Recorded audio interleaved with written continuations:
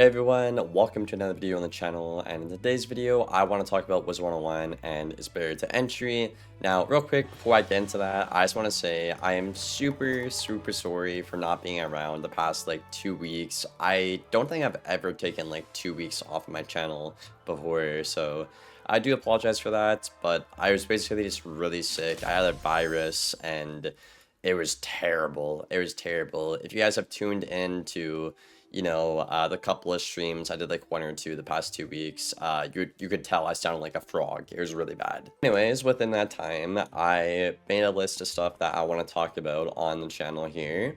And the first one I want to talk about is going to be the barrier to entry. And Wiz actually decided to raise the barrier to entry with the Selenopolis update, and I don't really see anybody talking about it, so I figured in my video today I would talk about that. You're probably wondering, Liam, what are you talking about? How could they possibly have raised the barrier to entry? Because we've all been complaining about it for like, the past like 2 years or something. So how can they make it worse? How they increased the barrier to entry this update, y'all, is they essentially made it so you can only weave into one school, obviously, which is normal. That's fine. But here's the problem, right? When a meta changes, so for example here, let's take life. At the start of the meta, it was meta to weave into ice. Life ice, right? So we all had our life ice pierce jewels right here, right? And then the meta swapped into life death. So here's the problem, right?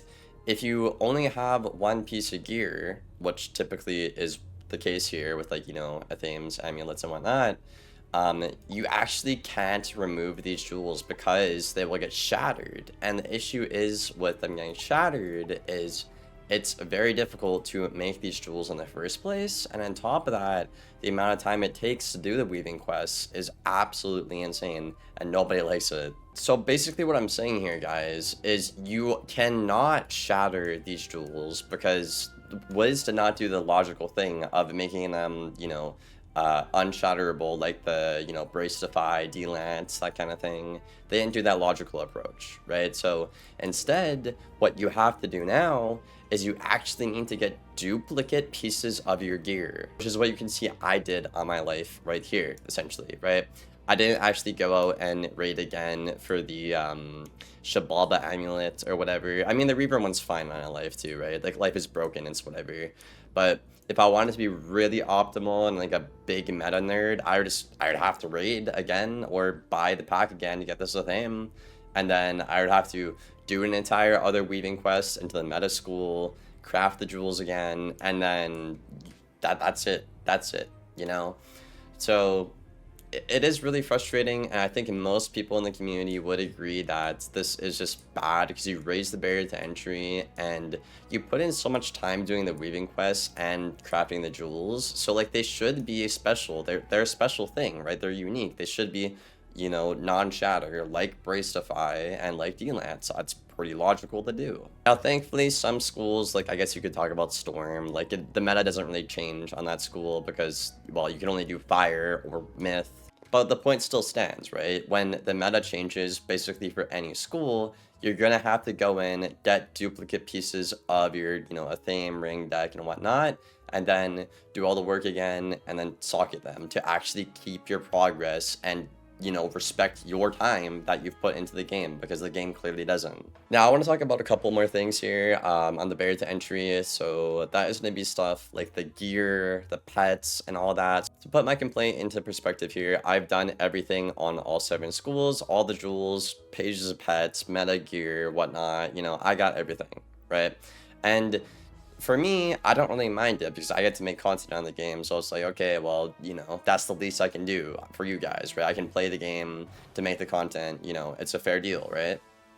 But for like the average player who only has like 1 or 2 wizards, or like they don't get paid to play the game or something, it's like, oh, well, this takes a shit ton of time. So what do I think Wiz could do about lowering the barrier to entry? Well, I think about last year, I talked about like a kind of like I think it's like a rental kind of idea. Like you basically like rent a meta set or something in like the crown shop, and you would try PvP and see how it goes. Some people like that idea, some people don't. The reason I think it's good is because you can actually get in there and see if you like the activity in the game mode before you go and slave all those hours away. Because there is a reality where you might slave all those hours away in Wiz, go into PvP, and then not have a good time at all and regret the amount of hours you put into the game to do that. As for like everything else, like talking about pets and jewels and all, I think they could probably look at like, you know, redoing the pet system. I think this has been a highly requested feature in the game for quite some time now. They don't have to like audit and change the whole thing, so I feel like some people wouldn't like that, you know?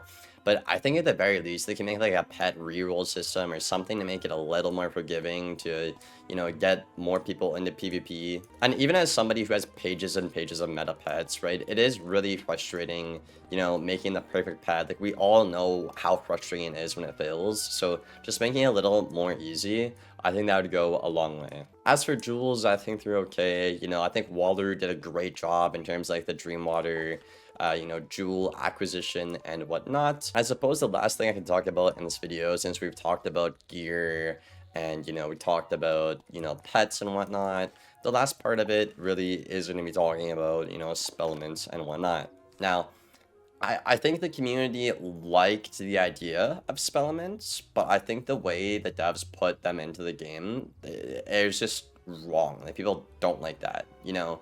Like, I know me personally, back when they announced it a while ago, I was like, wow, this is a really cool idea, and I think a lot of people shared that sentiment as well, right, guys? But the thing is, these take a long time to get. I feel like it's going to be kind of difficult for KI to balance spellements, y'all, because the issue with spellements is, like, some schools don't really need them, you know what I mean? Like, you might only need, like, I don't know, 2 or 3, and on another school, you might need, like, 6 or 7, right? Like, it gets pretty crazy, it really varies and whatnot. I do feel like the spellement acquisition is really just not where it needs to be at right now, in my opinion. And again, keep in mind, guys, I'm somebody who's gotten max tier on everything pretty much on all 7 schools. So I have put in the work, okay? I'm not just complaining to complain. A lot of the times what the devs will say is, oh, well, there's not that much of a difference between, like, you know, tier 2 and tier 5, right? Which I can kind of see where they're coming from, but I do think it'd be a cool idea to see that how far, you know, a good player could get without, you know, running tier 5 spellements. That would be cool. But in my opinion, I think tier 5 spellements only really affect the top level of play, where like you have to know like how much your card is gonna do, like down to like the, you know, like the 100th. But yeah, I do think spellements could be easier to obtain. And I also do understand people in the community who are like, oh, well, like, I need to have tier 5, you know? I don't think that's true. Most of the time, you don't need tier 5. Most of the time, okay? Very few times, it'll actually cost you the game. Okay, like, I want to say, back when I, you know, didn't have everything, I maybe lost, like, 1 or 2 games out of, like, a couple hundred because I didn't have tier 5, you know?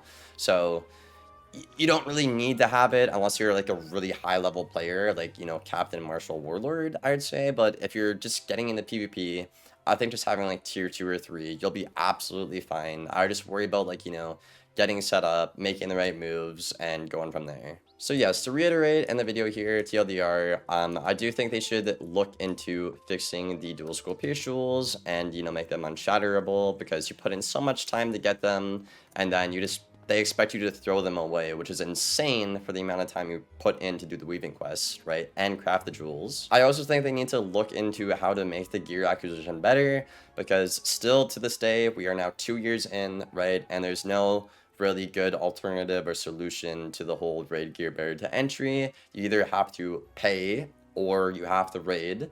But if you can't raid, you don't have the time to raid, and you don't want to, you know, do a RNG, you know, crown shop pack kind of system, because let's be honest, that system's kind of bad right now in 2025. You can't play it, you can't compete. So it's a big issue. You should look into that and fixing that issue, KI. And the last thing I think is spellements. Either you need to drop more of these things, or you need to make them more acquirable, I guess. I don't even know if that's a word, but you need to make them dropped more often, different activities in the game, or, you know, drop more in bulk and whatnot. So yeah, I hope this video was, you know, good, helpful, And I hope that someone at KI, oops, I slapped my mic. I hope someone at KI can look at this video and make the changes that are necessary. I don't want to be a doomer here and be like, oh, well, this is the reason PvP is dead. But the barrier to entry is certainly one of the reasons why 5th age PvP, the Q population is, you know, not what it used to be, right? That's not just the only thing. There's, you know, a bunch of other things, like, you know, the whole elo system that nobody likes, whether you're high rank, low rank, or mid rank. Nobody likes it. The worst system in gaming. I will stand by that till the day I die. The worst rank system. But the elo system, the barrier to entry, and the whole, like, you know, sniping boosting thing, and no incentives, that's the 4 things they need to focus on for fixing PvP right now. But that's everything I got for the video. I hope y'all enjoyed it, and I will see you on the next one. Thank you for watching, guys, and take care.